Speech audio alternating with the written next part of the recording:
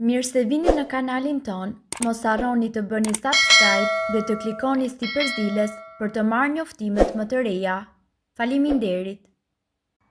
Nëse vuani nga tensioni i lartë, pini një gotë nga kjo çdo mëngjes dhe do befasoheni. Ka shumë lëngje frutash të cilat ndihmojnë në uljen e tensionit të gjakut. Një ndër to është edhe pija e ëmbël e përgatitur me boronicë dhe banane, e cila nëse konsumohet çdo mëngjes me stomakun bosh, do të japë rezultate të menjëhershme. Në një studim të publikuar së fundmi, studiuesit zbuluan se pas një periudhe prej 8 muajsh, femrat me tension të lartë të gjakut, të cilat konsumuan çdo ditë nga ky lëng i freskët, pësuan një ulje të tensionit të lartë sistolik me 5% dhe ulje të tensionit të lartë diastolik me 6% dhe rritje të niveleve në oksidin nitrik në gjak me 69%, i cili ndihmon në rrjedhjen e gjakut duke zgjeruar kapilarët e gjakut. Boronica gjithashtu është e pasur me antioksidant, flavonoid, të cilët ndihmojnë në rritjen e oksidit nitrik dhe ulin inflamacionin. Përveç antioksiduesve, boronica është e pasur me kalium, që ndihmon në uljen e tensionit të gjakut. Për përgatitjen e kësaj pije, ne na nevojitet një filxhan me boronica të ngrira, një banane të pjekur, një filxhan me kos të payndyrshëm dhe gjithashtu spinaq të paketuar. Hidhini që të gjithë përbërësit në një shtrydhse dhe shtrydhini mirë në formën e lëngut. Vlerat ushqyese që ju do të merrni nga kjo pije janë të gjitha vitaminat dhe mineralet më të rëndësishme për trupin ton. Ndërkohë, këtu do t'ju njohim edhe me recetën e cila brenda 2 minutave ul tensionin e lartë dhe rregullon nivelin e sheqerit në gjak. Fal kësaj recete, sëmundjet si tensioni i lartë dhe diabeti do të mund të luftohen akoma edhe më lehtë. Bëhet fjalë për një pije e cila e pastron trupin tuaj në një mënyrë tërësisht natyrale dhe ndihmon gjithashtu në përshpejtimin e metabolizmit. Gjithashtu mund të krijojë lehtësira në djegjen e yndyrave, uljen e tensionit të lartë të gjakut dhe më e rëndësishmja mund të luftojë diabetin. Përbërësit që juve do t'ju duhen janë 2 lugë çaj uthullmolle, 1 lugë çaj kanellë, 2 lugë çaj me lëng limoni, 1 gotë me ujë dhe gjithashtu 1 lugë çaj mjaltë. Në një blender, hidhini të gjithë përbërësit, kaq e thjeshtë është receta dhe njëkohësisht praktike. Pijeni çdo mëngjes për 3 muaj rresht. Ndërkohë, shumica e sëmundjeve, në veçanti apo kolesteroli i lartë apo problemet me trigliceridet, lidhet me faktin e një diete të pashëndetshme. Ndërkohë, nëse vuani nga këto sëmundje apo edhe nga tensioni i lartë i gjakut, ju duhet të bëni stërvitje të rregullt, të mbani një peshë konstante, të konsumoni ushqime të shëndetshme e të tjerë. Përveç këtyre, ne do t'ju japim një recetë natyrale, e cila ju ndihmon në trajtimin e këtyre problemeve. Përbërësit janë 1 thelpi hudhër, gjysmë gote lëng limoni i freskët, gjysmë lugë çaj pluhur xhenxhefili, 1 lugë çaj uthullmolle dhe gjithashtu 1 lugë çaj mjaltë i papërpunuar.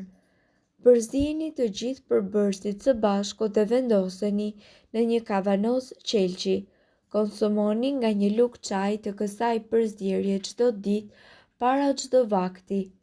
Ju mund të tresni 1 lugë të kësaj përzierje edhe në një gotë me ujë të vakët dhe më pas ta pini. Përfitimet shëndetësore.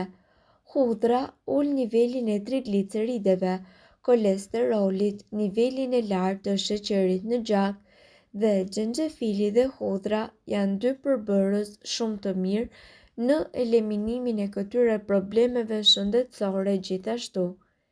Sipas ekspertëve, nëse po përpiqeni që të ulni tensionin e lartë të gjakut, atëherë me patjetër duhet të filloni dhe të përdorni këto produkte. Shega. Shega është e pasur me antokianin dhe njëkohësisht lëngu i saj redukton disa lloje të sëmundjeve. Ndihmon gjithashtu në uljen e kolesterolit të keq, si edhe ul inflamacionin. Gjithashtu mund të përdoret si lëng apo kokrat e saj mund të përdoren në sallatë apo smoothie apo salca. Avokado. I pasur gjithashtu me potasium, avokado ndikon direkt në presionin e gjakut. Kështu, sipas një studimi të vitit 2023, konsumimi i tij 5 apo më shumë herë në javë ul nivelet e hipertensionit deri në 17%, duke nxjerrë jashtë trupit sodiumin i cili dëmton enët e gjakut. Ndërkohë, panxari i pasur me nitrate dhe lëngu i tij ndihmojnë në uljen e presionit të lartë të gjakut. Nitratet shndërrohen në oksid nitrati, të cilat përmirësojnë funksionin e enëve të gjakut. Nitratet shndërrohen gjithashtu në oksid nitrati, të cilat e zgjerojnë enët e gjakut në mënyrë që gjaku të rrjedhë më mirë. Në këtë kategori futet gjithashtu edhe spinaqi apo perimet, të cilat janë me gjethe jeshile. Limonët, të pasura me minerale dhe acid citrik, limonët dhe lëngu i tyre, sipas studimeve ka dalë se janë shumë të mirë edhe për të ulur hipertensionin. Çokolata e zezë, e pasur me flavonoide, ajo ndikon në uljen e tensionit të lartë, si edhe studimet të mëvonshme kanë treguar se marrja e flavonoideve nga personat me tension të lartë ka ndikuar në uljen e presionit sistolik në gjak. Në këtë grup futet njëkohësisht edhe molla dhe për më tepër edhe lëkura e saj. Bajamet, ashtu sikurse edhe arrat apo fistikët, kur konsumohen në një sasi të moderuar deri në 50 gram në ditë, i japin trupit të gjithë antioksidantët e duhur, të cilët lidhen me uljen e tensionit të gjakut. Hudhra. Sipas studimeve, nëse ju e pëlqeni hudhrën, duhet të dini se edhe muret e arterjeve tuaja e duan shumë. Sipas studimeve ka dalë se njerëzit të cilët kanë presion të ulët të gjakut ishin ata të cilët e përdornin hudhrën më së shumti. Prandaj, nëse keni këtë qëllim, edhe ju duhet ta përfshini me patjetër hudhrën në dietën tuaj ushqimore. Boronicat.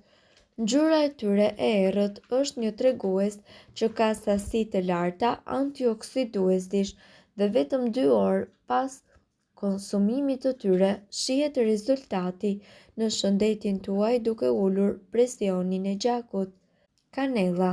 Në grupin e erëzave më të mira për të ulur tensionin e lartë të gjakut bën pjesë edhe kanella. Rigoni, turmeriku, xhinxheri mbajnë nën kontroll tensionin e gjakut për një kohë fare të shkurtër. Ndërkohë, madje disa studime kanë treguar se menjëherë pas 24 orëve normalizohen parametrat. Kosi. Një studim i vitit 2021 ka treguar se kosi ndihmon në uljen e tensionit të lartë të gjakut, pasi është i pasur me mikronutrient si kalcium, magnezium dhe potasium, të cilët ndikojnë drejt për drejt në uljen e rrezikut për hipertension.